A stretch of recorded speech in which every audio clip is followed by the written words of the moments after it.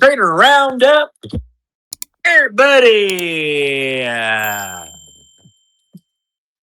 How you doing? The return of Michael. Man, am I stoked just to get back in sync with the man himself. It's taken a minute. Just some time off. Everyone's doing their thing. It's nice to get back in sync, though. I mean, today I felt in sync, and I mean, watching him engage with the market, kind of seeing the concepts playing out real time. It's kind of awesome. And yeah, let me get Peter up here. Man, he was such. I mean, let's see if Peter will take a co-host with me. I should get Pit Munch too, but Pit Munch already took a speaker tag, so we'll get Wangaru up here. I really hope Michael comes up. I have a vibe. I just feel like he might, and it would be great just because I miss him, and I'd love to just catch up with him. Candace is here. I'd love to get Candace up here as well. I mean, that's my homegirl right there. She's made seven figures in prop. I haven't had an opportunity to talk with her. Rick T. Sense. I'm Jose. Gavin. I mean, Candace, I sent you a speaker tag. I'm feeling like maybe Michael might show up today. I don't know. I really miss him, and it was nice just to watch the live stream, kind of catch the vibe. I'll say it's even more nice that we get to trade these concepts that are constantly working and that work as automatically as they do. Um, Peter, how you doing, buddy? Jump in here, say hi. Hey guys, hey kids. Yeah, I'm doing fine. I'm doing fine. Just finishing some work, some studying here on some further models. But yeah, um, great to be here. Thanks for inviting me to co-host, Kit. That's appreciated. Yeah, man, I think it's cool. I enjoyed. I really enjoyed your the topic of conversation that you had in regards to that article you wrote and kind of the quantitative study that you offered towards specific ICT concepts. I would really implore and enjoy for Michael to maybe read that article. Maybe we can reshare it in the comments somewhere, and that could be later on added to the conversation. Just as people have been out on vacation and away, it'd be nice to kind of tap back in if and when we do. So that was a really good topic, really good conversation, Peter. So I did really enjoy it. There he is. There he is. I mean, I'd send you the co-host, brother. It's just somehow that always disappears. Just get your speaker up here, and we'll get Michael up here as soon as possible. And yeah, what a great live stream! I sent it to you. We'll see if you got it.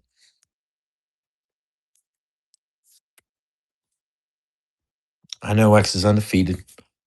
I'm sending it to you multiple times. Send it out to Michael. There we go. Michael, I'm giving you a Hey, hug. I'm running up and giving you a hug, buddy. How's it going? I miss you.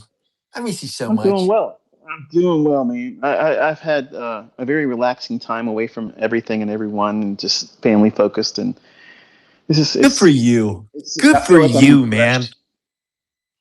It is. It is. Family is so nice. I can tell you, I've done a little bit of family time as well. My daughter graduated from high school and is getting ready for college and all this stuff. And she's Latina, so lots of family members have been in town. So her aunts and her uncles and her cousins and literally the entire, her mom's everybody in town.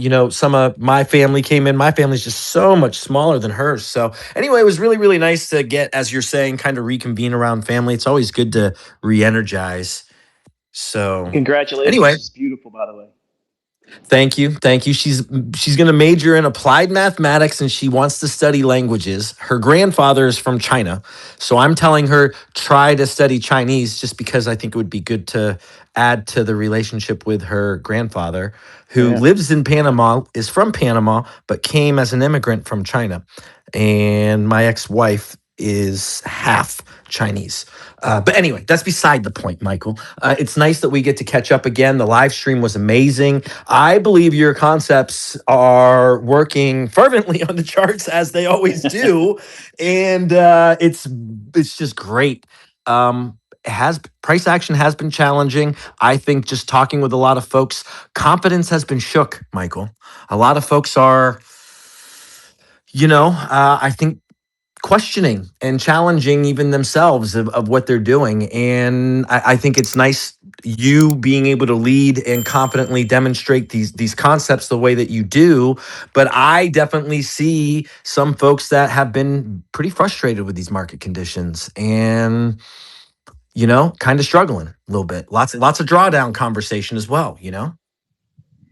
Well, admittedly, if I was in there with the same measure of you know trying to participate in everything that I would usually try to do, I would be suffering alongside of everyone else that's feeling it. I think that pulling back the amount of effort and seeking so much participation and just being highly selective, like being very, very selective on what it is you're anticipating and demanding a whole lot of things, lending itself to that outcome possibly manifesting itself. So if it's not a whole lot of things supporting the idea that the market's going to go to a specific price level, then you're probably not looking at something high probability and you're trying to just do something because you're either going through drawdown, you want to escape it as fast as you can, or you're bored, or you're depressed because everything's so costly. So everything's so costly and it's hard right now. Everybody's feeling it.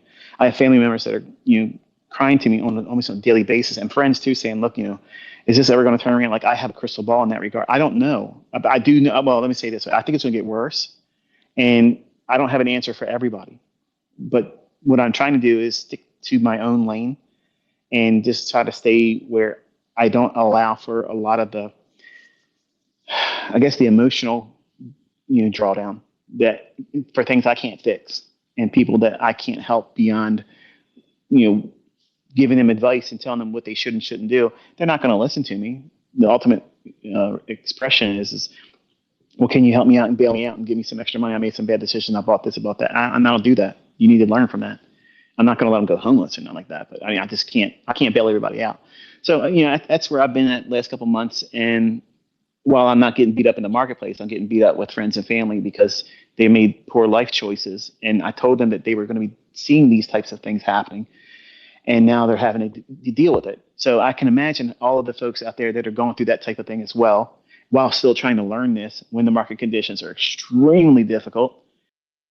And they haven't gotten easier, they're harder, okay, despite whatever you see me doing. It just means that I'm really, really focusing on very specific things and a lot less participation. I miss that. I want to see the markets return back to where I can take multiple trade setups inside of a day, whereas now I'm stuck in maybe four is the high end, and it's very hard for me to get that fourth one. Third one sometimes gets a stop out, and I give back something I've worked on in the earlier part of the day. I was seeing that yesterday. So you're in good company. It's not something. It's just you only. Everybody that's trading is having that same thing, despite whatever they tell you. But anyway, it's good to have y'all in attendance, and it's good to be back hanging out with y'all.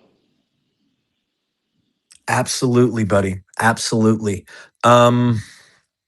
These market conditions, as you mentioned in your live stream, potentially kind of loosening up a little bit, potentially unseasonably for the summer. It kind of does feel that way. We are operators within the market with a lot of experience. So not everyone has a lot of experience. So every year is going to be different. A lot of stuff kind of dictates that. Like there's a lot of IPOs, there's a lot of tech, there's a lot of companies that are going to be coming and reporting. And I think that's going to be adding a lot more, almost a catalyst towards attention. Right. I think they're putting a lot more attention on the markets. And I also wanted to mention, Michael, someone who's also very experienced with this. I think it's ironic. The harder life gets, the more folks kind of look at trading and they say, like, you're lucky or you're involved with trade. Like, when life is difficult is when it's easier for a trader. And that's kind of unfortunate, but the markets are easier for us as, like, there's this squeeze economically, right, within everything. And there is this misfortune around us where there are potential setups and opportunities within the market that are, the opposite of being poor, right? Mm-hmm. When they see the storm, we're anticipating the rainbow, and we are not disheartened by bad things, unfortunately. And it doesn't make us hateful people. It doesn't make us, insensitive people. It just means that we're opportunists, and we didn't create the problems, but we are not going to stay victims to it, where the uninitiated, they would. And unfortunately, these things aren't taught to us. You have to go out there and acquire it and procure this information as a secondary income, or not income, but secondary education, because otherwise you're relegated to just simply whatever income your trade or your education, quote unquote, affords you. So that's one of the positive things to being a trader. We can make lemonade out of lemons.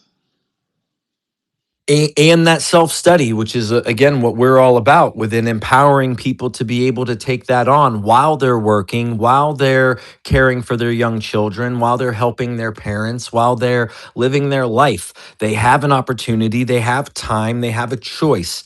The choice that they make, they can spend time and focus on free material that you offer on your YouTube channel. There's an entire compendium. There's years and years and years worth of mentorship. There's so much free education. In my opinion, Michael, 2026 is nothing but shutting down every private mentorship.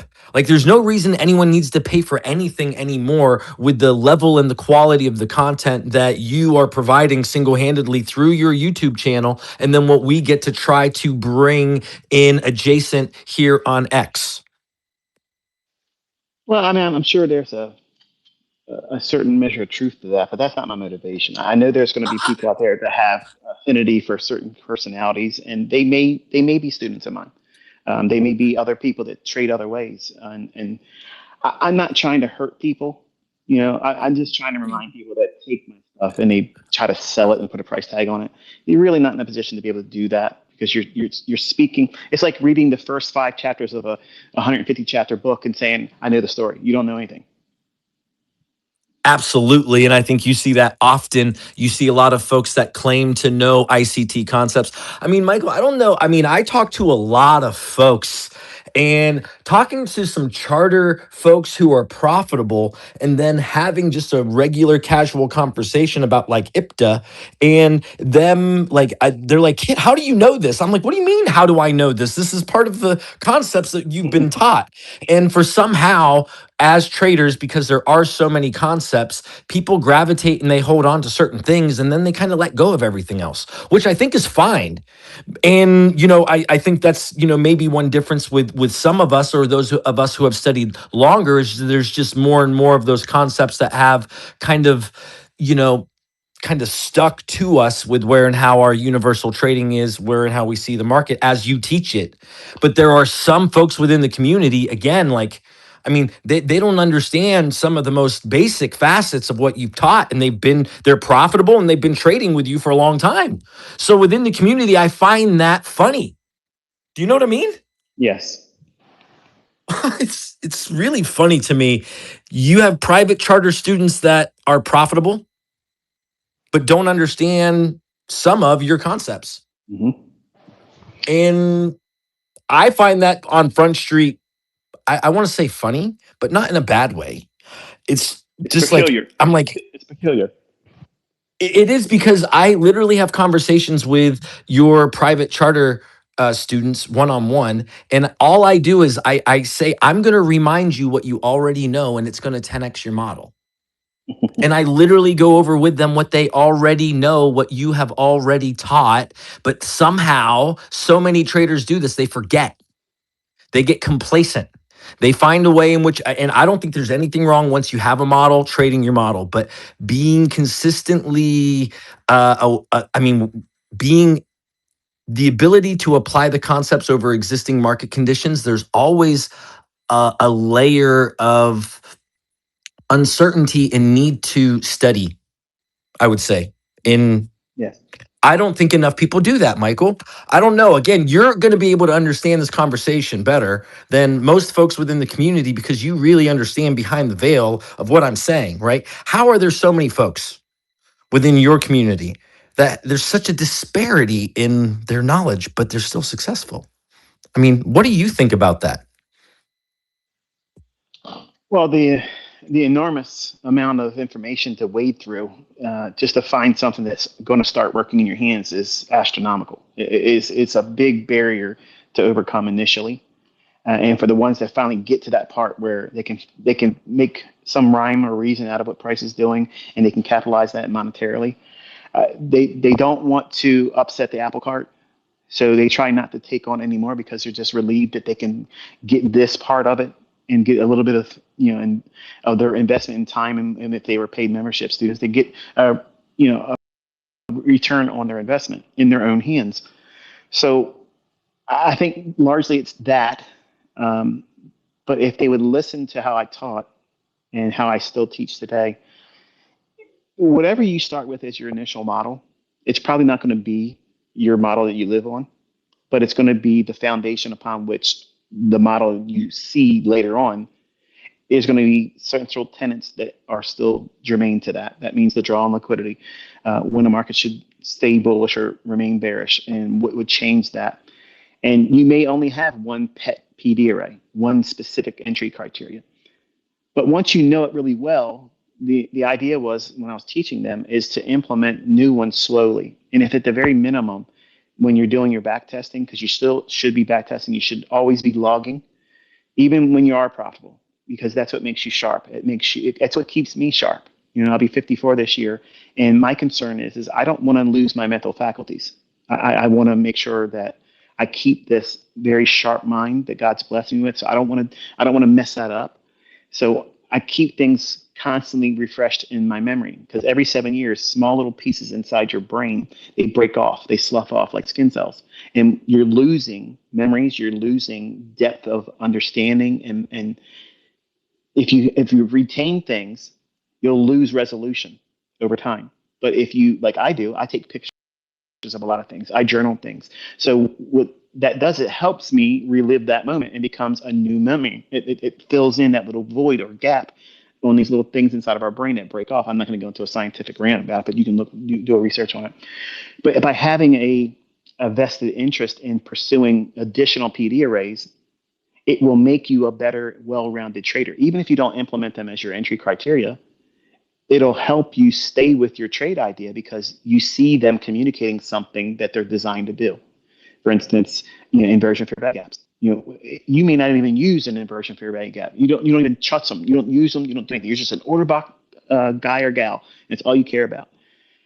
But when you start to understand them, you don't need to know when they form or before they form. But when you recognize them after the fact, that's going to support a trade you're in.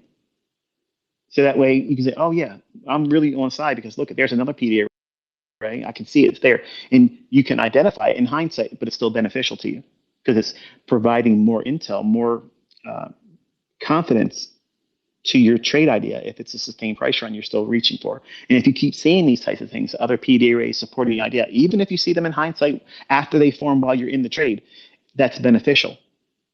But in the beginning, most traders are saying, I'm not interested in anything else. It's kind of like the badge of honor in the last couple of years. Some of my students have gone out and said, just do this. Only worry about this is the only PD arrays that work, and forget everything else. Well, that's a myopic perspective, because what you're saying is this is what worked for you. But I can go out there any given day, and please don't accept this as bragging because it's not. I can go out there and say, I'm going to handicap myself. I'm only going to use this PD array today, and I'll trade, and I'll find the setup, and I'll use it. I will do that, okay, in any time frame. But that's understanding that the average person is going to have. That's not understanding that the person that finds their first model is going to have. So that's like one of the things I have an issue with. And I didn't want to come on today to have like a beef with any of my students or anyone else. But the things that do get under my skin is when they try to say, I watched everything that ICT put out. I know it all. And now this is the only things that work. Forget everything else. If you listen to anybody that talks like that, I promise you are stunting your growth. And it's not because it's my content. I could care less. Okay. But if anybody tells you that, you don't even have all 33 years of my experience divulged to you. You don't have that. How are you going to sit there and say, I watched everything he does and what he's done, and I know it better than he does, and I'm going to condense it down and give you a 5-minute trainer, and therefore this makes you more profitable. You don't see, where's all the Lamborghinis from all those students that are doing it through the shortcut version? You don't see that. But you see paid mentorships growing because that's the income stream. And I'm not knocking those guys. Okay, things are hard. You got to do what you got to do. I get it. I understand. Okay, but for the folks that are listening to these types of people, using used car salesman tactics, why buy the cow when you get the milk for free? And I'm trying to tell you all, going fast is not the way you get there. Slow is smooth, smooth is fast.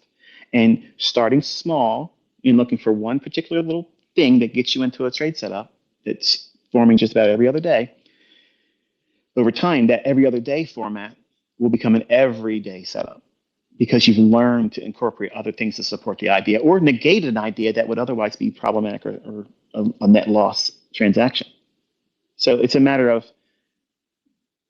where you are in your journey, how you're going to pursue that journey. And if you turn the valve off and say, okay, I've drank enough, I'm full because I can make a little bit of money. Take a break, take 6 months or maybe even a year, plateau right there. Okay. And then come back to incorporating new stuff, new PD arrays. Okay. And I promise you, it's going to benefit your model. You're not tinkering with it and changing it. You're just adding support structure to when you're in a price run. Go back when prices dropping in your favor, going up in your favor. Look for the other things you don't know too much about, have never used, but you are familiar with them because you've gone through my content. Seeing them in hindsight will help bolster your confidence with the price runs you're part of. And I don't see enough of my students doing that. I hear a lot of them saying, this is all I like, this is all I do, and I don't care about anything else. And that screams to me that I just finally made it to profitability, and it was an arduous task, and I'm so exhausted, I don't want to do anything else but just this. I'm thankful, and I'm done. And that's okay, but that's not the experience I set out for as an educator using it. There's a cascade effect to the utility of not just the PD arrays, but also the concepts.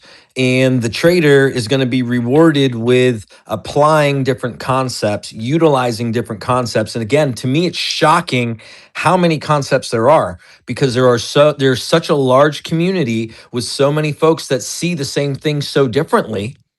And that's a beautiful thing. That's a very good thing. I think that can help improve the trader. But that also is why, what Michael is suggesting, again, I feel like Michael's talking to the charter community because I feel like I have a strong bond with a lot of folks that have studied within the charter community, either privately or within the YouTube channel. So folks who have been studying Michael's concepts for a long time, the ideas about stitching it together, finding things that work within market conditions and being able to apply them and utilize them in some form of consistency.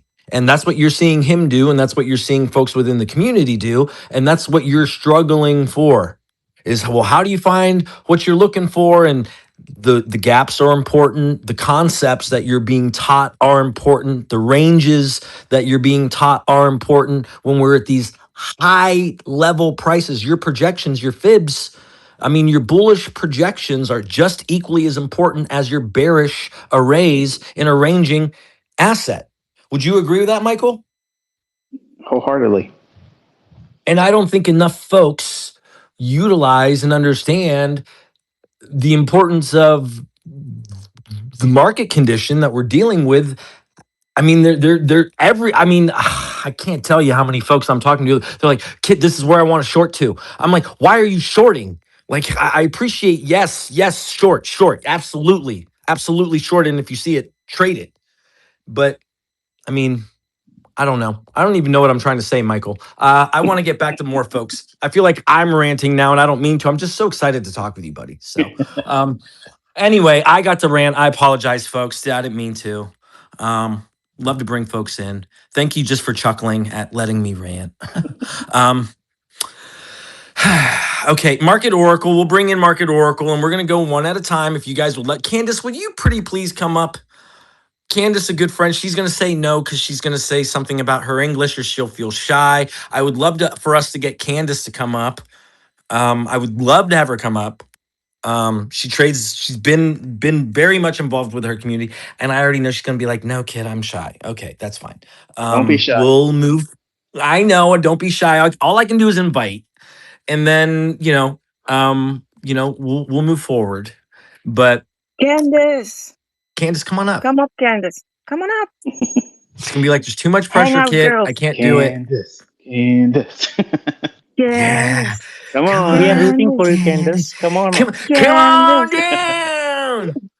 Yeah, we need to play like The Price is Right or something. Yeah. That'd be fun. Anyway, again, we're adding pressure. Don't mean to. We're having fun lightheartedly. I get the good. We got the heart. So she's like, "Thank you, but no, thank you," and that's okay. I'm pretty sure it has something to do with just her comfort speaking. That's But fine. anyway, that's fine. We'll keep asking. I don't have a problem asking. So we've heard from Peter and Pit Munch quickly, our co-host, and Pit Munch. How are you, Peter? How are you? We're going to be circling around other folks. I just want to cordially say hi to everybody. Peter, Pit Munch. Yeah. Hi everybody.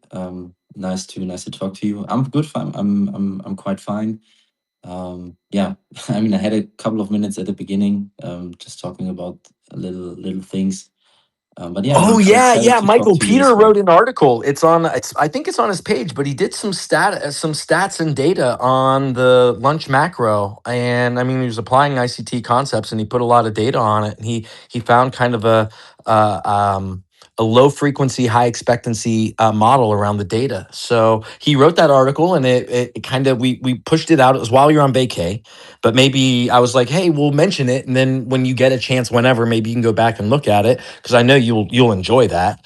But it's a good, nice article Peter put together, and we talked about it last week too. So Can you retweet it and then I can yeah, find it by going to your profile if you don't mind? yeah, yep. I will right I now. can't promise I'll I will do. get to it today, but I'll get to it Yeah, no over the big weekend. deal. There's the German version, lunch macro research. Okay, yes, here I'm retweeting it one more time. There, I just retweeted it, so it's there, and we'll move forward. Going on. Thank you again, Peter. You will enjoy that when you get an opportunity, Michael. Continuing the conversation. Lots of folks here. Market Oracle. What's up? What's up? How you doing, Michael? Good to have you back. It's been Thank you, sir. so long, so long.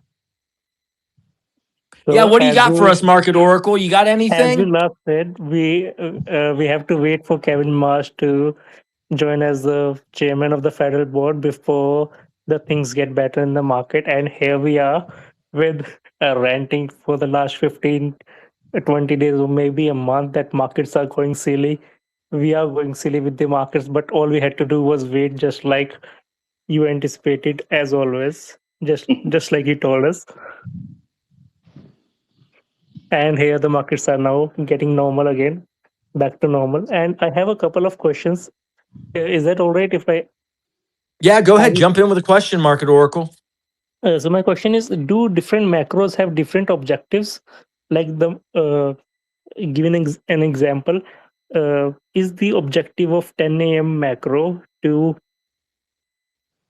manipulate the range of AM session and go other way, or is do different macros have different agendas? That's my question. Not in a generic sense, but the application of those macro times in concert with what has been transpired in price, with the session, pre-session, overnight session, all these things that help build narrative, they are many times either supportive or they're meant to disrupt and negate what was already been done. So it's a catalyst. It's not a it's not a it's not a fixed outcome based on a specific macro time. It's a expect something either in support of what's already happened or the opposing aspect of it. So it's the conditional statements of the If then, inefficiencies and the if then statements of inefficiencies and liquidity paradigm, right? I mean that yeah, if the yeah, generic way of looking at it, Michael, would you agree? yes, yeah. It's kind of like you're at a crossroads. It's either going to support what's already been happening in price or it's going to go the opposite direction. And if you understand what we're looking for in terms of withdrawal, it builds an anticipatory expectation around that 20-minute window. So you can anticipate, like in other words, if there's relative equal highs and we're approaching that macro time, and we have already moved up a little bit and we drop down below a short-term low right before that macro time begins, well, you know what's going to happen. The macro is going to send it up towards that relative equal high because it took the stops. Now we're entering a time when it should displace and move towards liquidity or inefficiency. Well, it took stops. And your bias should already been bullish anyway. So if you had that type of criteria, that means that macro is going to support the idea of a price run after that manipulation, taking the sell side out, engaging people that are algorithmically using algorithms to chase momentum. They're offside now. They're looking for lower prices. Those that are already long are neutralized, and that macro time should start supporting a run towards those relative equal highs. It need not get there inside that 20-minute time. It just initiates the beginning run that puts us into those relative equal highs. So that's kind of like an example. Thank you so much, Michael. And You're very welcome. I have been What a and I have great been getting question, some. bro. Great question. Thank you, Kate. I have been getting some questions. Like, I'm from India and I trade with your concepts. I've been getting some questions about, do these concepts work with Nifty 50? And I would like to say that yes, to a bigger audience, yes, they do. I have been back testing it for over 6 months, and model 2022 works. Your standard deviations work. Everything that you have explained with concepts, they all work. That's fascinating. I've In had so many people around the world, and everyone that's central in India, I feel like I'm really of no help to them because they always come to me and they say, "Do your concepts work in the Nifty? Do they work in Indian markets?" And I'm like, I don't have personal experience in it, but I don't have any testimony that I can share with it. But over the last year and a half, more Indians have come forward and said, "Hey, look, this is what's working." I mean, it works. Definitely it works. So it's not by me saying. That's why I never touch it. I never speak on it because I don't have the personal experience with it. But I love hearing the feedback, and I love listening to you say that you see it working in your hands. And that to me is it's a blessing. I'm honored to receive that feedback because I don't see it. I don't study it. I don't participate in it. I don't have any kind of personal experience that I can stand on and say, I've been doing it. I've done it. I can't do that because it's not a market I could trade, and I've never really had an interest. But you as a local there, you as someone that actually participates utilizing it, I absolutely love the fact that you're willing to share that, and other people that have studied it have done the same thing. It's wonderful feedback. I love it. Thank you, sir. I've been using it for selling options and in the index market, and these concepts work really well. Well, you have to be careful, like do not overtrade, revenge trade, all that stuff. But it's amazing that your concepts work in a market that you have never touched before. Is a great testimony that there is a central algorithm and everything is being controlled by that. Thank you so much, It's Michael. For amazing. It's amazing that I can teach a language that tells you how even all the Indian traders does the buying and selling pressure. I measure all of that in advance and tell you how to do that. Isn't that crazy? It's so fun. The That's analogy, wild. the analogy is if it's buying and selling pressure, I don't know how to speak Indian. Like I can't. I don't know what your language is. You could tell me the best compliment or cuss me out in Indian. I would never know what you're saying. But yet these principles are beyond vocabulary. It's a language in and of itself. So the fact that you're giving feedback like this is such an inspiration to me as its creator. It's just wonderful to be able to hear this type of thing because it bridges a language barrier. And you may not understand me as what I'm teaching, but if you know what I'm teaching and you apply it in your own hands, it transcends English barrier. It transcends, the language that would be spoken in your tongue and my tongue. It's needless because we're now going to find a common ground language, which is what price is going to do. And I think it's wonderful because if there wasn't an algorithm delivering price, there's no justification for what I'm teaching to work in your hands with a language barrier. The language barrier is broken down by this.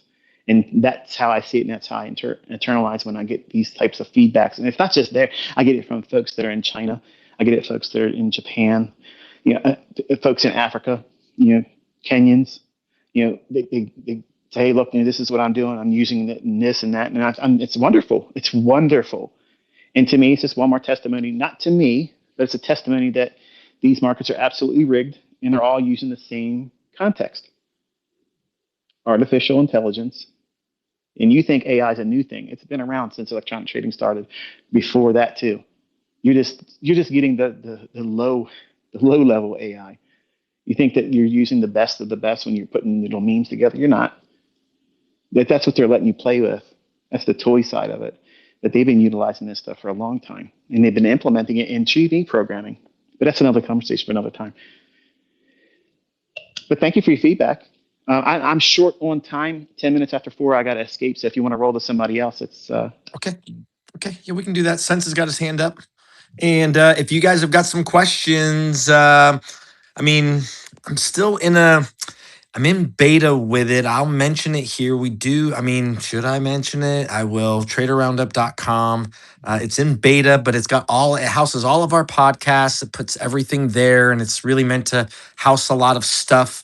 And it's just an opportunity for you guys it's an extension of what we're doing here. So it's kind of in beta, and we'll see how folks log in and get access to everything. But it's meant for you to study and utilize Trader Roundup as an opportunity, as the platform to learn, as it has been. So traderroundup.com is a thing now. So even Michael, check it out. You'll like it, I hope.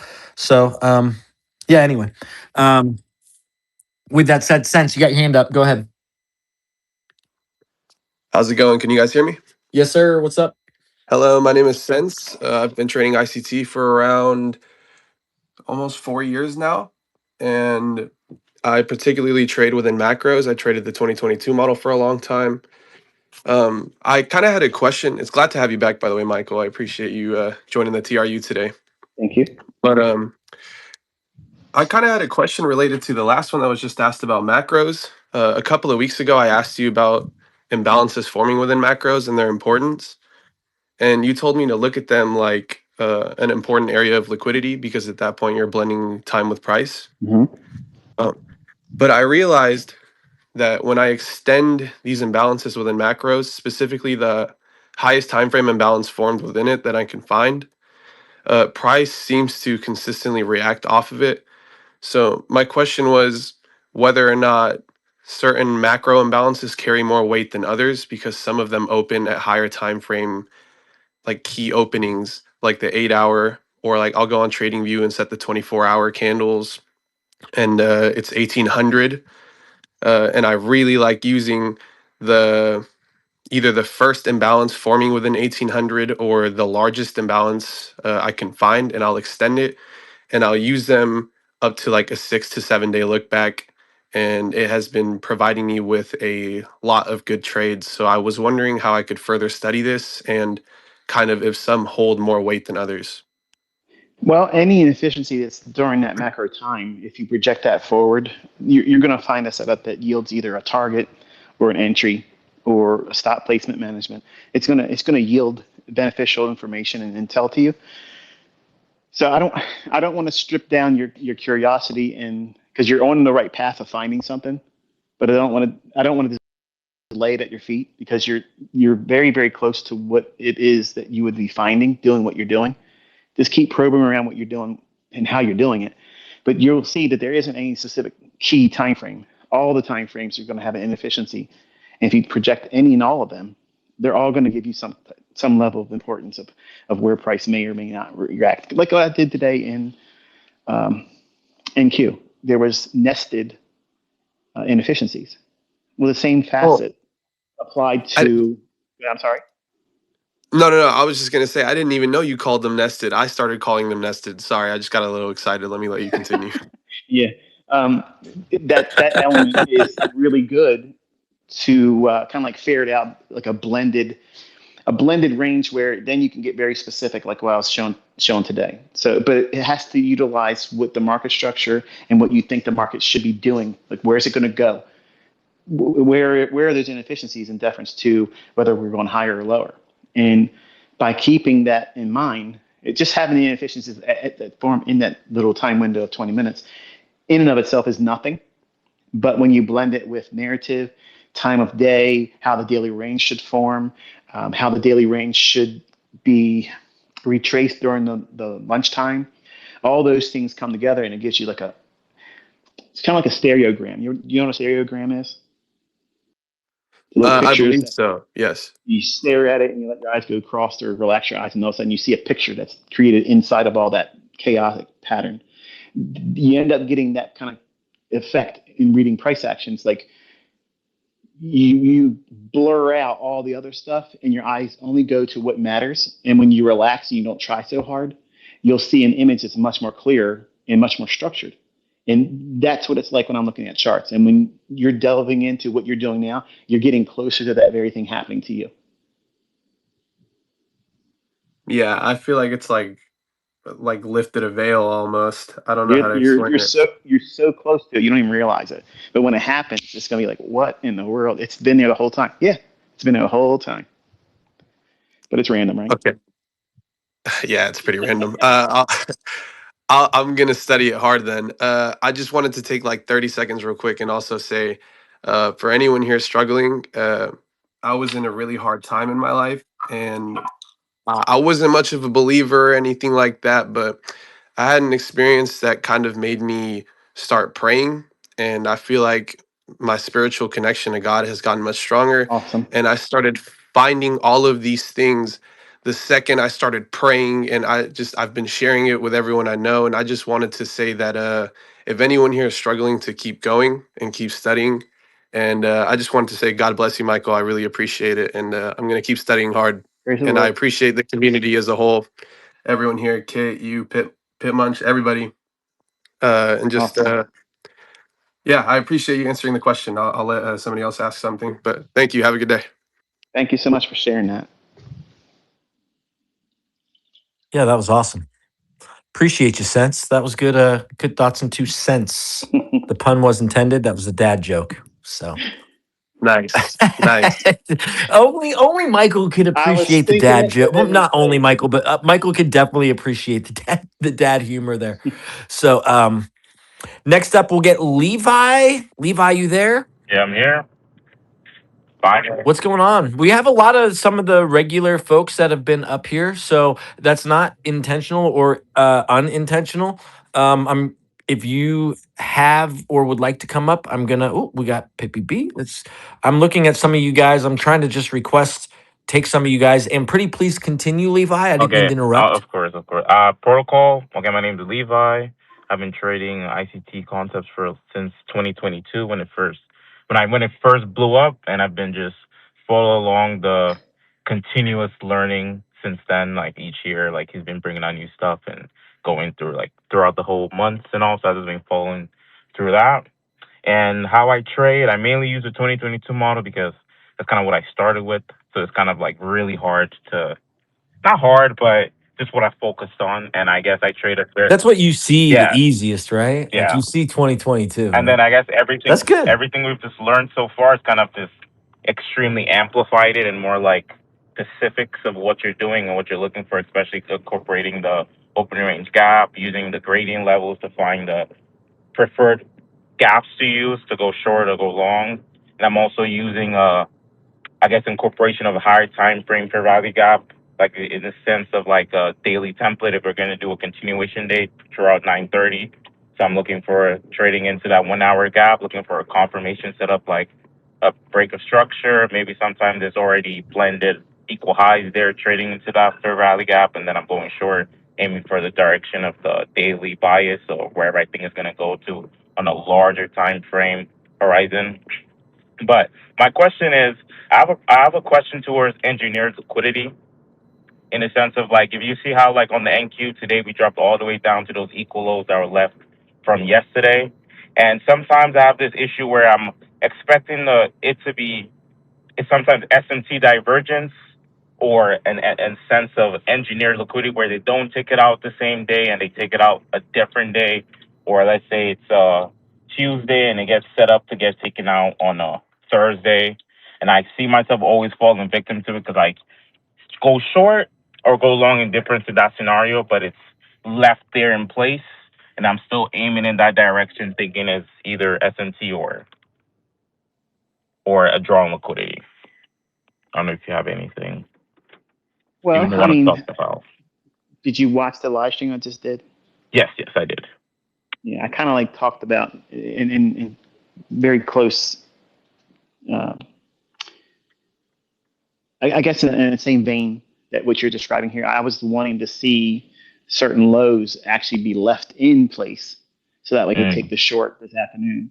Um, there's really no way in my repertoire for me to be able to say to you with any great deal of confidence and saying I have something that never lets that happen to me. Okay. You're just gonna have to trade it, and if it gives it to you, you take it. If you miss it and it doesn't do it, you just have to accept it. And that's one of the things that the perfectionist in me as a young man, I wrestled with that a lot. And in my older years now, it's a little bit easier for me to say, well, this is really good, and I'm doing well without that happening too. So if I miss it, like I did with crude oil and with the Nasdaq, it's fine. $17,000, in one market in two trades. Yeah, who's going to argue about that? You're not even maximizing. It's just three contracts, and you'll be able to yield that in a single day inside of one session. At some point, complaining and saying you wish you could do better or be better, it's counterproductive.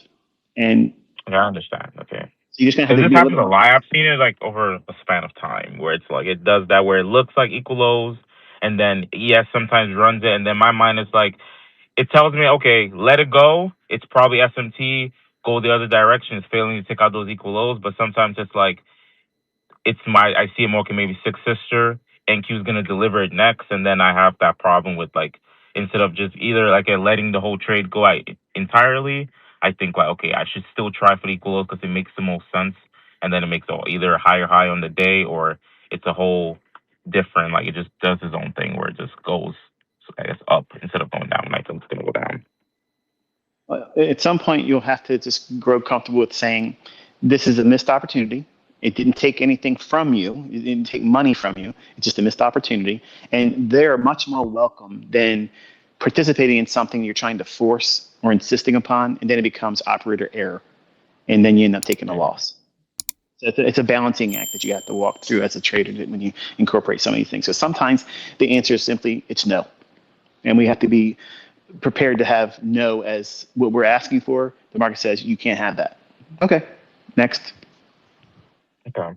Can I ask one more question? It's Sure. or I have another question regarding the opening range gap because something I've seen like repeating pattern with that is more in the sense of where we have a large range opening range gap, and it's either like the next 3 days or the following day, Monday or Tuesday, that it returns back into that. Is that something where it's that's like a continuous pattern with that, where we return back into a large opening range gap and start trading towards the midpoint, or is that something that's where it's like they're gonna return back into there? Because I know they never leave it open for a very long time. It's under like the either in the same week, maybe they leave there's a large opening range gap on a Monday or Tuesday, then maybe Thursday we're trading back into that, maybe syncing in with maybe a Thursday half the week kind of weekly profile reversal, or the following week we're trading back. But I've always noticed that's kind of like a repeating thing I see with that.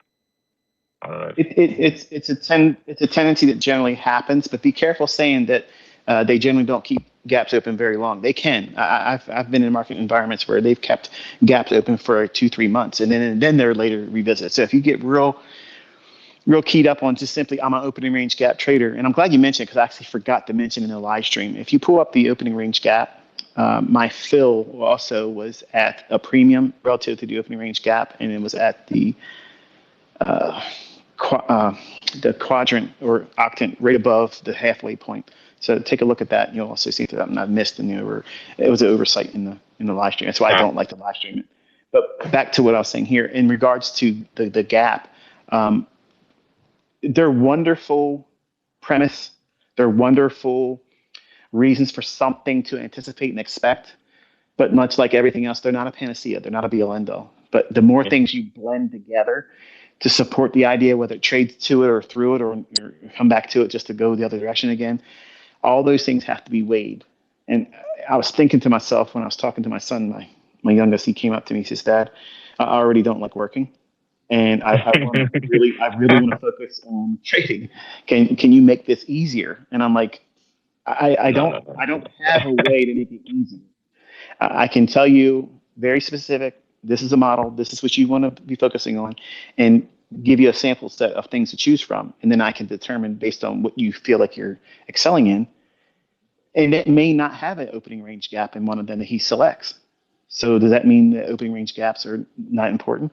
Or to the degree of importance that you're having right now in your conversation together? No, it just means that a trader can trade without one particular aspect. But by having an understanding of that specific aspect or conceptual idea, it can do only one thing. It can increase your understanding in filtering bad setups and affording yourself the luxury of participating in good ones. Yeah, it was a really nice day today. I was staring at the ES, and that breaker, order block, and the fair value gap were layering really nicely. And that previous day's low were really nice, but they just did not want to trade up there. They said, "Oh, they're gonna send it straight to the ground." It was really nice. But thank you though. You're Thank you, very, very Kip, welcome. for the opportunity to talk. Great comments there, Levi. Keeping the conversation going, keeping it flowing. Pippi Banks want to jump up here. We got Time and Price in the house. We got ICT Queen here. So got some good folks here. Hello. Hello. Hey, what's up, kid? How you guys doing? How's everybody? You jumped in line, but that's okay. How's it going, buddy? Oh, I I'm so sorry. appreciate the you're like, hey, look over there. Hey, how's it going? That was impressive. That was really impressive how you did that. So anyway, you showed up and I got a smile on my face, so I don't think anyone minds you cutting. What's up? Oh, well, Pippi Hey, does. Pippi's got his hand up, guys. Let's just bring up Go Pippi. Go ahead, Pippi. You go ahead. Hey, I'll jump in right after. yeah, No come problem. on. Let's go. Jump in here, Pip. What up, guys? How we doing? How you doing? I'm chilling. All right, I got two questions, right? Two questions. First thing, shout out ICT Queen, right? She's a beast. Shout out to her. But I got two questions. Okay, first question. What is the difference between rebalance, redelivery, and then reclaimed? Because I see a lot of people use those terms out of context. Yes, and I see it too. It's so great. I love Pippi So- comes up here and brings some really good charter questions, Michael. I mean, I just want you to see he constantly is bringing the heat with really good charter questions. That's like an advanced question not a lot of folks would have, but I'm just saying, I really appreciate that question, Pippi. Only a charter member would ask a question like that. So it's nice to hear those types of questions in the depth of where it reaches.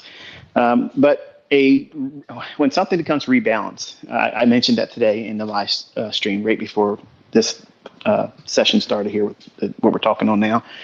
I'm talking about a fair value gap that starts with its first utilization as a buy side imbalance, sell side inefficiency. Then it completely trades down to the low of it, okay? And then it leaves. Once it leaves that range, because it does both sides of the delivery, going up and down. So if it's an up closed candle, fair value gap, it's a buy side imbalance, sell side inefficiency. When markets are bullish, that is a bullish PD array. If markets are bearish and it overlaps it and shoots below it, then it becomes a bearish inversion fair value gap. Rebalanced, okay, was when we go up and down and then leave that range. It's rebalanced. It's no longer inefficient. It's a balanced area. It becomes a balanced price range. Redelivery is where we have the market create a buy side imbalance, sell side inefficiency. And when it leaves that area, trades higher, and then comes back to it, that's redelivery. It's redelivering back to that inefficiency. And what was the other one you asked for? So we had reclaimed, right? Yes. Okay, now let's assume for a moment that bullish fair value gap that formed, and then 3 or 4 candles later, it trades down to the low of it, and then leaves it to the upside. It's rebalanced. The market's rebalanced. Now it becomes a balanced price range. So there's four stages to delivery and inefficiency that's being covered here, not just the 3 you mentioned. So when we go higher, and then it comes back down, if everything remains bullish, and I didn't talk about the things I talked about on the daily chart that led to me being bearish today. If it traded back down to that initial utilization of the buy side imbalance, sell side inefficiency, that bullish fair value gap, trading back down to it there, we would reasonably expect it to be a reclaimed bullish fair value gap. It should act as its first utilization, in other words. Reclaimed first utilization. Interesting terminology. I love that. Does it answer your question? Now, second question. Yes, definitely. Hippie's all business here, Michael. He's like, yes, next question. All right, so Jump the in, next buddy. question is, when we talk about implied, Say it again if we're a talking PD about array being implied. A PD array being implied. Oh, implied. Okay. I'm sorry. Right? How, we have inversions, right? Now, what is the logic behind an implied PD array? Because I mean, you Phenomenal briefly question. touched about implied fair value gaps. But what is like the true logic behind a PD array being implied? When you would expect a clear, visually represented imbalance, like a fair value gap, but there's wicks overlapping both sides of it, that would be an implied fair value gap. In other words, it's not standing in the chart like it would be isolated, this one single delivered candle, higher or lower. It would be a range of wicks in that area. And you could cut right through all of that and see what would be otherwise if those wicks didn't exist. That would be a fair value gap. They're not as strong as one that would be obvious and sitting right in front of you as a single delivered candle that only shows one direction and it's supporting everything after that price candle forms. So implied is where it could be in price action, but it's masked by wicks. And by having that, it's just, think of it like in terms of its importance, it's much like a volume imbalance.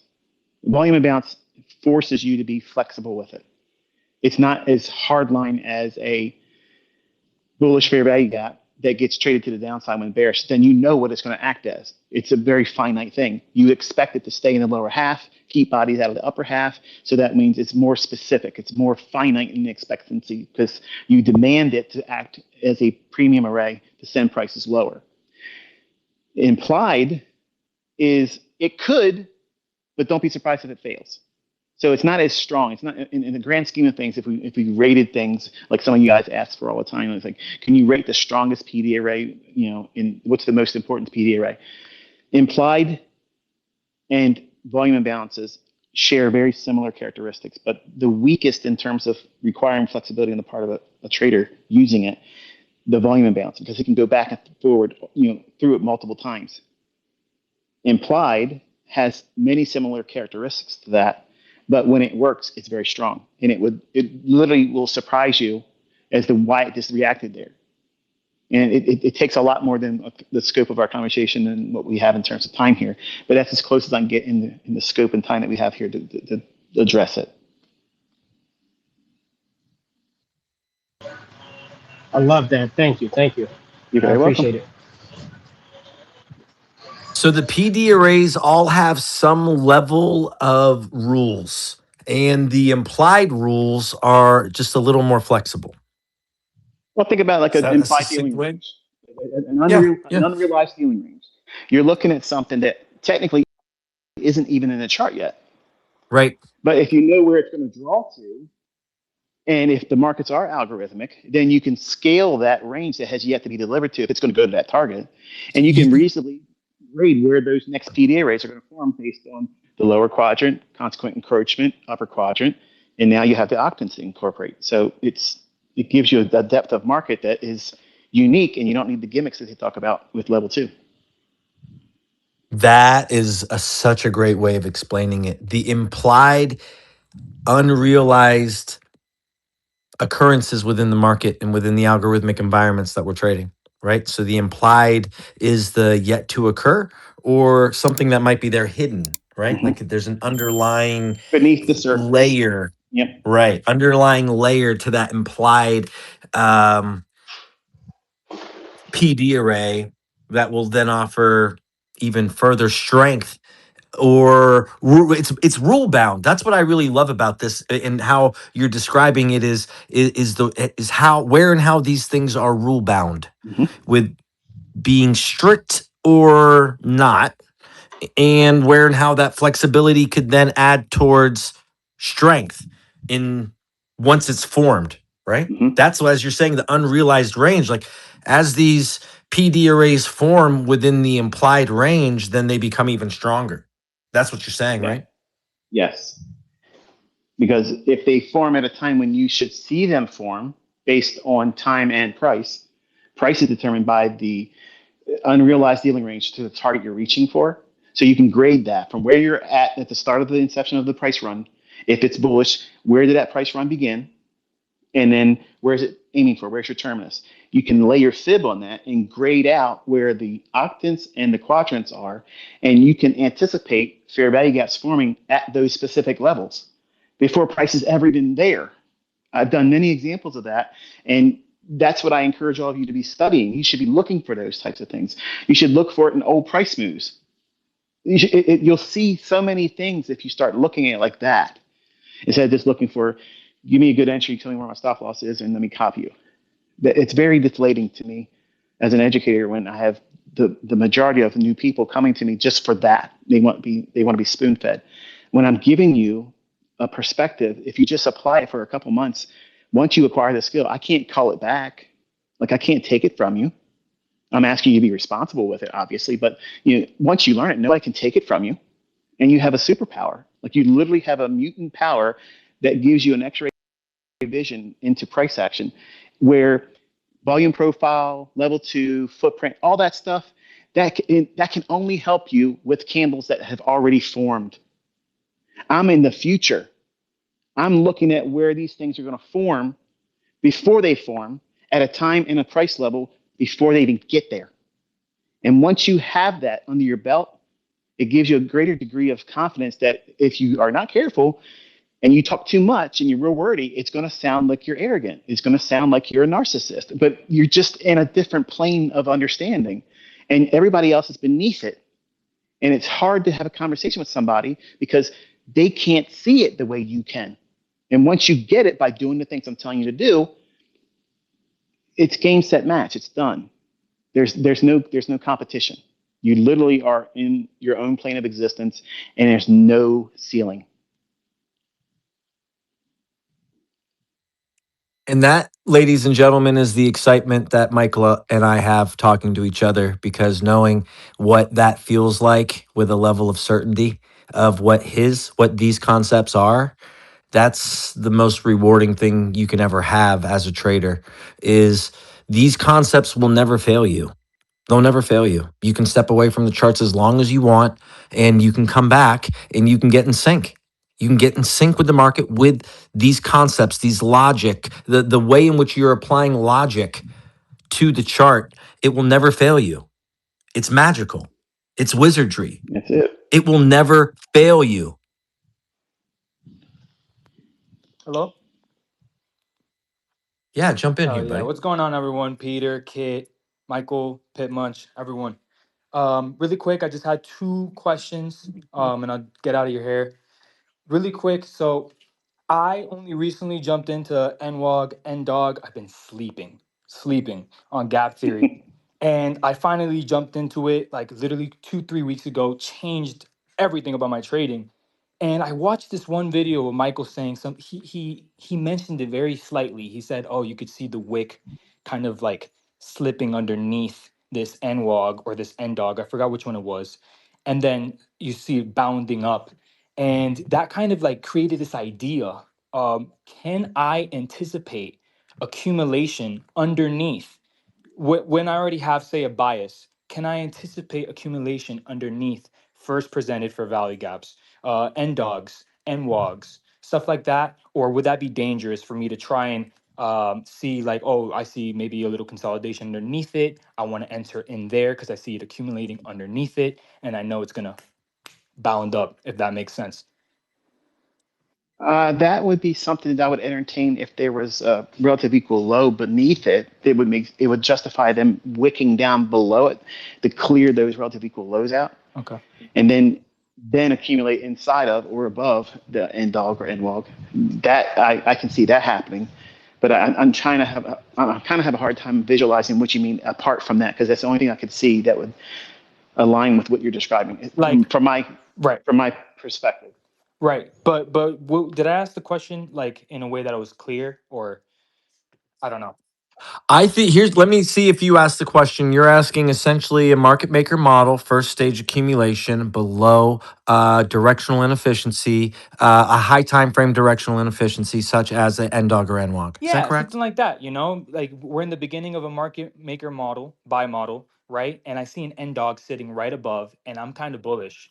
I mean, those would be mechanisms within the schematic that you would look for, right? You would accumulate in discount if you want to distribute into Right. premium over a high time frame, right? Those would be schematics as taught throughout the Okay. compendium. So accumulations and discount typically deliver to premium, Right. right? And so and these accumulations, I know you guys were talking about like implied PD arrays and stuff like that. I wanted to know, like, can accumulations just as well also be anticipated? Absolutely. Absolutely. That's essentially what you're doing when you're trying to go Who's that? long, or if you're going short. You're participating or actively trying to participate in the accumulation phase of the next price run that has yet to begin and come to terminus. So you're absolutely. It's something that we all do as traders, whether they're fruitful endeavors at the end of the trade idea is another altogether thing. Gotcha. Amazing. And then my second question, um, so really quick, I'm not gonna dump any trauma or anything like that because that's not the place near the time nor the time. But I am currently in the process of building a macroeconomic data bot, and the reason why is because I had gone through a lot of spiritual um, I guess, experiences with God very early in my life to the point where I felt invincible. I felt like, I'd pray and I'd thank for something, I'd feel grateful, and I'd be like, oh, I know you got this. Like, I know you got this for me, and I appreciate you so much for it. And days or hours later, it would happen in such great, defined detail that I literally bet my house on certain projects and businesses and lost. And that, destroyed my family's relationship with me. So I said, you know what? For my comeback, I'm going to put what I have under my belt, which is my skill set, learning Michael's information and everything for the past 7 years, and I'm going to build the most powerful automated system I could possibly think of. And I'm just so grateful. But I wanted to ask, can building a macroeconomic data bot using the dollar, the yield, interest rates, maybe even the VIX be sustainable? You know how sometimes the dollar might not, move in the same inverse direction as perhaps like NQ, right? And stuff like that. Would you say there's anything that you might have in terms of advice for building a macroeconomic data bot? I don't give the advice only because there's very large conglomerates right now that are actively using my concepts. And I get a lot of flack from people, and it's usually all the retail traders or they're selling stuff. There is enormous interest in bringing to light the things I'm teaching in a large conglomerates. If I said their names, you'd be like, what in the world? They've reached out to me. They asked for interviews. They asked to be able to pick my brain. They've asked to pay me enormous sums of money to sit down and just let them pick my brain and say, okay, what about this? What about that? And I know what they want. They want the documentation stage of what it is they're building. Okay. And whatever they pay me, it would pale in consideration to what it will yield them. And I'm telling you, like I tell them, everything I've spoken, I've said. If you don't take the time to listen to those things there, you're not going to get it any other way. Right. So I understand that there's an active pursuit to automate a lot of things. And yes, there is absolutely 100%. And you can code all the issues that you mentioned with the dollar. When there's a decoupling, all those things can be coded. I have all those things. But the point is what you're going to try to build will be an endless pursuit of perfection, basically. Yeah. You'll get it to do one thing and then you'll want to build onto it to do something else. So if you're going to start it, just know if it's a one man pursuit, it's going to be a lifelong project that you'll never probably come to the end of where you're completely satisfied. It doesn't mean it won't work for you. It just means that you will be always building on it because there's so many facets to the market and how it can be incorporated. Right. So, I'm not going to discourage you from it, certainly not. But just know that you're taking a big bite. It's gonna be hard to swallow. And if you're okay with having it as a hobby and a pursuit that will fill the rest of your life up, and it'll Man. be a Yeah. wonderful endeavor. If it's something you're passionate about and you're intellectually equipped to do that, it. If I had no family, I had no kids, and I would be doing that very thing with a lot of other things I've learned. But I don't need it because it's in my head. But for someone that wants to automate it, it's great. What are you going to do with it when you have it built? So realistically speaking, and I'm going to speak from the truth. You know how you said it was like if this is a one man army thing, good luck. Not to discourage you, man. And how you know how I was saying earlier how like God, really he I don't know he just does things, man. I was like building it. I was in the middle building it because I'm in this huge pursuit of like I gotta redeem myself to my family, and I need to get my mom a home. I want to give my family a place to rest, and I was like, I'm gonna do this. And there's nothing that I don't have a family, I don't have kids. So this is like I'm giving my absolute all to. But what am I gonna do with this? Is I was thinking of bringing it to market, maybe bringing it to a lot of traders, communities that potentially like using macroeconomic data. I was gonna call it something like Century, and it's like I was thinking, okay, this is like modern money mechanics we're talking about here. I mean, interest rates, that's one of the biggest drivers of the market. We have the dollar, we have, you know what I mean? And so I was like, okay, if I can make this make sense, because a lot of the times people trade and the technical analysis is wonderful, but if you have those other confluences, if you will, it's like you're trading in those conditions that are meant to help you, right? Like if for example, let's say I'm bullish on NQ, right? And I see the dollar is absolutely dropping. We also have the yield dropping. I'm like, wow, this is wonderful, right? Because then this is going to be yet another confluence that is going to provide that confidence, right? And so I was going to make it a probability matrix with all of these other things kind of put in together, and then eventually put an entry model on it. What I wanted to do with it was bring it to communities. Maybe perhaps if I make it a really badass bot, dude, I was thinking of selling it. You know what I mean? Mm-hmm. Just so that of course, the end all be all is to get that goal and put a house key in my mother's hands. It sounds like you're trying to create like a tool for quantitative analysis and qualitative analysis in one package. Yeah. Yeah. There's a market for it for sure. I mean, there's a lot of people that want that extra encouragement and automation because there's a lot of things to filter through. And if they had that type of backdrop and support, if you can build it, there's certainly a huge market that wants it.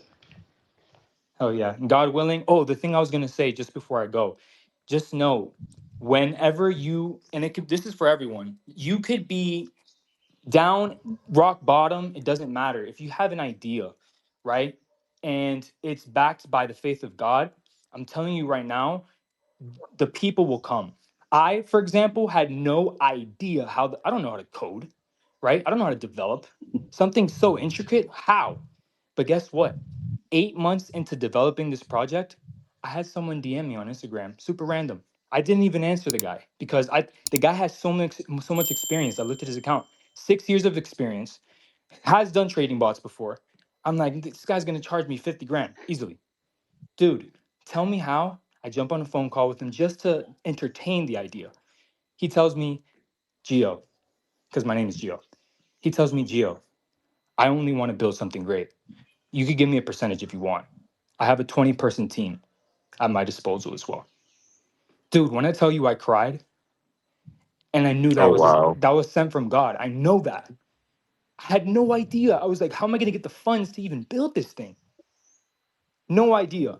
I knew for a fact that was a synchronicity. That was God sending it to me. I knew for a fact that this faith is what materializes everything. So yeah, I just wanted to share that for any of you who, perhaps may be in a pursuit of anything. Thank you. You're very welcome. I wish you good luck with it. Thanks, Michael. Got 8 minutes, Kit. Highs. Yep. We'll be wrapping up here, and we will be hard stop in 8 minutes. Let's get ICT Queen up here. Let's get time and price, and we'll wrap up with Wangaru and see where we're at there with XTRVK. Hi. ICT Queen, how's it I'm going? fine, thank you. Kate and Peter, thank you for having such an incredible space to bring up traders together. PP Bank, shout out to you and our great grandmaster, the inner cycle, Michael. I'm saying well done to all the incredible works you're doing for every one of us out there. I'm from Nigeria, Africa, and you have changed a lot of lives with your great knowledge, your great wisdom, the materials you've put out there. I was mentored by one of your charter students, and I trade the liquidity rate, the breaker structure, the return to other blogs. I trade the IBDA 60 days, IPDA data 60-day ranges. I trade the MMXM. I trade the accumulation, manipulation, distribution. In fact, I studied the ICT core concepts, the old core concept. Those are the ones I study. And I trade the higher time frame very well. I trade the monthly, the weekly, the daily, the 4 hour. Those are my very strong areas because I like to have a long-term perspective about price. And you gave us a very impeccable tool to have context around the movement of price and narrative that gives us a sort of confidence to say price is going to do XYZ and price actually gets there and does XYZ. That's one very impeccable thing you've done for us traders. You've given us a tool to work with. I trade a lot of ICT models. I trade a lot of the models, but my favorite is the MMXM, the market maker buy and sell model. When you can see it on the higher time frame, is a gold mine. Is a gold mine. If you can get to see it confluence with the IBDA 60 days data ranges, is a bombshell. You can hold your trades, make a lot of money out of it, and it do not disappoint. So I want to say thank you to Michael for changing lives, for being a face of change, for being a grandmaster to lots of us out there, for being a mentor that has taken the hands of young people of our generations, show us that we can actually do this. You did it, you came out well, and you gave us the opportunity to be able to follow you on your mandate. So this is a shout Praise, out to you, Michael. praise the Thank Lord. you. I appreciate you a lot. You are indeed incredible. And I look forward to following the legacy you've put out there. All of us that are ICT traders, we value you. I love the fair value gap, most especially the fair value gap. ICT Queen, Okay. did you have a No, question? no, no, I just want to give him appreciation. Oh shit! No No question. question at all. Jeez No Louise! end. Thank you very much for the lecture and taking up and usurping the last few minutes of Michael's time. We all appreciate the lecture Thank you. and in wrapping up. Thank you, And kids. in wrapping up. Yeah, I know. Thank you. Great. Moving forward. Time and price, you're gonna wrap us up. Oh, wow, Kit. Thank you. Hello, everyone. Michael, thank you so much for your time. There's multiple people in this room who have fundamentally changed my life. I'm going to, Oh, is this Nick? You changed your name? well, I did, just for anonymity. I And didn't realize that. What's up, buddy? I recognize your voice. How's hey, that? man, I'm excellent. How are you? I'm very good. Sorry, ICT Queen. I didn't mean to be so loud at the end. We just have a few Okay. minutes, and I Oh, that's really completely would fine, love if kids. there is a It's Okay, question. fine, okay. Now, kids. I I want to keep I this understand just you. I concise. want to appreciate and if I'd really like the last few minutes to be Michael's, Okay. and I would love for someone to tee him up with some type of question. Right? That's what Absolutely. I would really That's what I'm here love. for, Kit. That's what I'm here for. All right, thank you All right, so Michael. much. So I've got a question for you. And I'd like to give you just a little context of where I'm coming from. I listened to so much of, especially your talk of what I would tell myself if I was 20. That I listened to that every morning for probably about four months. This was years ago. It was part of my foundation. Cookie cutter bites, being content with enough. That was a lot of my focus. Moving into an area where I have more confidence now. I can work in the markets and I can make some stuff happen. I'm finding that. So I've been working with 30 handle ranges for the last 830 days or so. And just in the last month or so, I'm starting to, I only trade, I've been trading 200, I've been trading trades at the SMR, just looking for a little bit, to be content with enough. And but I've been positioned for massive runners for years and years. But being content with enough, how does one, am I already in the wrong to think that I should be doing more? How does one go from capturing algorithmic sections of price, even if it runs 200, you're okay with 30, to grow to capturing that 200? How does one grow? Am I already looking, am I Icarus flying too high to the sky here? I'd love your wisdom on this, Michael. Thank you. You have to schedule a runner. So whatever you're getting involved in, whether trade is, one of the things that was the epiphany for me is when I was trading bonds. One contract, I was able to hit grocery winning amount of money. Like it was going to happen. It was really easy to do it. It was fine. And then one day, I'm thinking to myself, what in the world? I'm not even scaling up. Like, what happens if I scale up? And what if I start multiplying what I'm already doing? And I was scared to do it. Initially, I was scared. I was afraid I was going to break it. I thought I was going to do something wrong. And if I had a tailspin, it would scare me and take me out of the mindset I had adopted. So what I ended up doing was saying, okay, I'm going to do 2 contracts. I'll take my standard pound of flesh, and then the other one, I just roll to a stop that performs in a manner where if I get stopped out, I can't complain about it. And I let it go and see where it goes.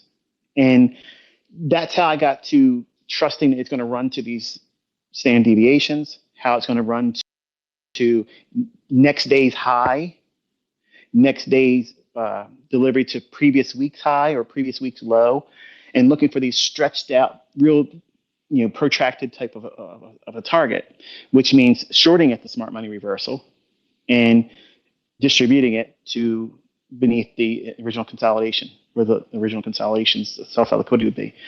For me to get to that, I had to stretch beyond my comfort and pay myself something. And usually it was anywhere, if I was getting into the point of multiple contracts, if I had a way of taking the majority of the trade-off in just the smallest degree of the position that I had left on, I wanted to get the most lion's portion out because I didn't want to be upset about losing all of it and not having an unrealized gain turn into a loss. So you have to schedule it. This is what you're expecting to make with your normal model using the ranges you're incorporating and working inside of. But to stretch your bounds and get yourself comfortable doing that, you just start with one contract, whether it be a micro, whether it be one mini, whatever it is you're trading, let it run and then record how you feel. And you have to convince yourself over time, desensitizing yourself, saying, this is what I expected to feel, and this is actually what I felt. And then encourage yourself saying, this wasn't as bad, or this wasn't as scary, or this wasn't as hard to hold. Even if you felt like it was, you tell yourself in your journal, you record it in your own handwriting, you say it verbally in your mouth, you say it out loud, and your subconscious will retain it. And because it's positive, it's soothing, our subconscious will take that as encouragement. It's a positive feedback because everybody, whether we're male or female, we all want positive feedback. We want something that encourages us, that says we did a good job, well done. And when we do that to ourselves, it's meaningful. You may not feel like it, but beneath the surface, when we make decisions, when we're thinking about things that are highly demanding in terms of money, finance, performance-oriented results, when we feed ourselves that positivity and we reward ourselves exponentially and through a modular delivery, that means we know where we're aiming for in terms of a performance goal. We want to learn to hold on to a trade that's beyond what we're used to doing. The only way to do that adequately is to use the smallest degree of participation and remove all of the uncertainty and the reward or punishment if it doesn't pan out, by taking the largest portion that you can take off the trade and leave the smallest fractional portion left. And you let that go. And you do that for a little bit of time. And then you add a larger portion of what you don't take off, you leave it on there. And you get to the point where you take the smallest portion at your normal profit, and then you desensitize yourself to let the majority of the trade run and see how many times it goes against you. Because you're putting the maximum amount of, if it fails, I don't get to keep that much anymore. What happens if it does? What if it does? If you spend a week and 3 times out of the week, you give back all that unrealized gain. You fall back on what you did when it was going with one small fractional portion of your original position. Go back to doing that. Prove to yourself that it isn't broken. You're just feeling the weight of the money not coming into your account as realized profit and gain. And by doing that incrementally, you end up expanding your comfort zone, and you'll be able to accomplish further holds in duration and time. And you will not be a victim of that. I hope it does. I hope it doesn't. That stuff goes away because you systematically removed it with data that supports the idea that what you're doing works. And if you have a little bit of a tailspin, dial back what you're doing. Take more off in the beginning and leave a little bit portion, and then you just manage it. If you got, say you're carrying 10 minis, eventually you want to take 2 off and leave 8 to run to build that comfort zone of I can press into that and I don't need to take all of my portion off at where I'm used to at 30 handles. I'm going to expand my comfort zone by letting my largest position that's unrealized to hold on to that and just desensitize myself. How many times is that failing? If it does fail, roll back to the next trade you take the largest portion off, and let the smallest portion go to as a runner until you feel comfortable scaling back up to that. And you can go splitting it. You can take 5 off, leave 5 to run, and then go back to a full 2 contracts, taking at your first 30 handles that you're comfortable taking as your standard model, and then let the 8 contracts run, assuming that we're using 10 contracts in a mini. You let that go, and it's a matter of just balancing expectations, desensitizing yourself to the outcome. You don't need every trade to pan out. You're in control of everything. You are in control of everything. Once that trade is a winner, once it's a trade that is in the losing column and it takes money out of your account, you're in control of when you're going to press the button then. You're in control of how many contracts you're going to leverage. You're in control of how much you're going to scale off and how much you're going to leave as a runner. You got to constantly feed yourself that information in your journal instead of saying, I wish it would have did this and it didn't and I feel demoralized. It's a matter of controlling your expectation, scheduling, you holding that trade like that. But you don't just do it full position. It never works like that. It's too hard to do. So that hopefully that's accomplished, the solution that you're seeking. If not, it's at least a good start. Well, I'm so thankful for you to say that, ICT, because that's exactly what I was practicing with this last week. And what I noticed was setting a position at 3 a.m. and waking up at 6 a.m. for a multiple 100-handle run. That euphoria was, I suppose, just with time, euphoria goes away like with everything. But the robotic deadness of 30 handles I'd appreciated. Perhaps it's just a case of you counter the euphoria, you're mindful of it. But thank you so much for your advice. Thank you so much, ICT. Appreciate your time. You're very welcome. Good question. Phenomenal question. Thank you, Michael, for being here today. It's good Really hanging out, man. I nice had fun. trade roundup. Just in the future, Yeah. this is for everybody else. We've said this before, and I absolutely 100% appreciate the flowers and the cordial thank yous and all that stuff. But it does not get lost when you send it to me in a text format on X. Okay, that's certainly adequate enough. When we're here, we want to kind of like utilize our time and the bandwidth that we have because I don't have hours and hours and hours to spend anymore. I'm more of a family old time grandpop now, so I want to get back to that. And when we have all these times when people want to say hi, and have a little thank you so much, I believe that you mean it. And the fact that you're willing to study my stuff, I assume that's how you feel. You don't need to articulate it. You don't have to say it. Everybody heard it before. And we want to keep things moving and keep it fresh. And it's just, I don't want to produce a diabetic coma. And that was the reason why I kept the comment section off of my videos. And if you look at what they say all the time, you see it. So now you understand why I didn't do it. It wasn't because I don't want you having a forum to talk, exchange ideas. That's what we used X for. So in the sincerest way possible, I love the fact that you share your appreciation, but it makes me uncomfortable because I'm hearing you say it, and it makes me emotional. And I don't want to feel emotion. It's just like when my trading, I don't want to be emotional.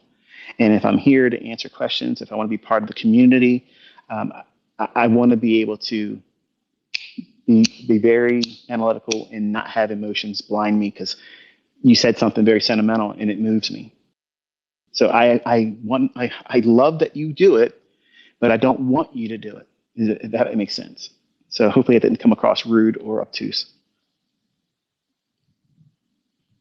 No, we all as a community just need to stay mindful and respectful.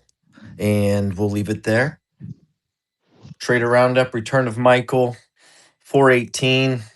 I like the time. See you guys next time. Thank you, Michael. Thank you, Take everybody. care. Thank you, Peter. Thank you, Pit Munch.